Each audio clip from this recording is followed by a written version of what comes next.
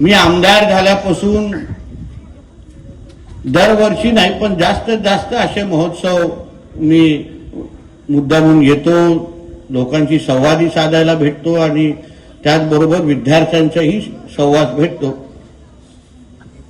आणि ह्या अशा पद्धतीच्या तालुकास्तरीयचे क्रीडा महोत्सव असतात, ज्ञानी मी होणार असे महोत्सव असतात। त्या महोत्सवाचा त्या गावामध्ये त्या तालुक्या स्तरावर एक वेगळं महत्व असतं आणि लोकांचा बघण्याचा दृष्टिकोन आणि अपेक्षाही वेगळ्या असतात।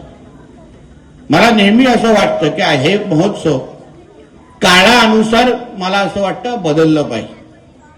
काळानुसार आपण खिशातला फोन नोकियापासून आपण आयफोनवर कसं आलोय, त्याच पद्धतीने शासकीय पातळीवर होणारे हे कार्यक्रम आणि ह्या कार्यक्रमामध्ये नेमकं आपल्याला आउटपुट काय मिळालंय, नेमकं विद्यार्थ्यांना ह्याच्यातून शिकायला काय मिळालंय, ह्याचाही अभ्यास आणि ह्याचाही एक रिपोर्ट व्हिडिओजी तुम्ही तुमच्या स्तरावर गोळा केलाच पाहिजे।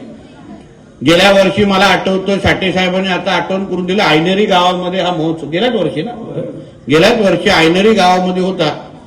जवळपास 1200 लोकांची उपस्थिती तिथे होती, 1200।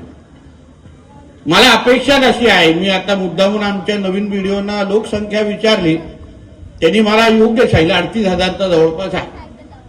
म्हणून 38,000 लोकसंख्या असलेला आमचा वैभववाडी तालुका आणि आज तालुकास्तरीयची अगर क्रीडा स्पर्धा अगर इथे होत असतील तर उपस्थिती बघितल्यानंतर या कार्यक्रमामध्ये बदल होणं ही काळाची गरज आहे, हेच वारंवार माझ्या डोक्यामध्ये येत आहे।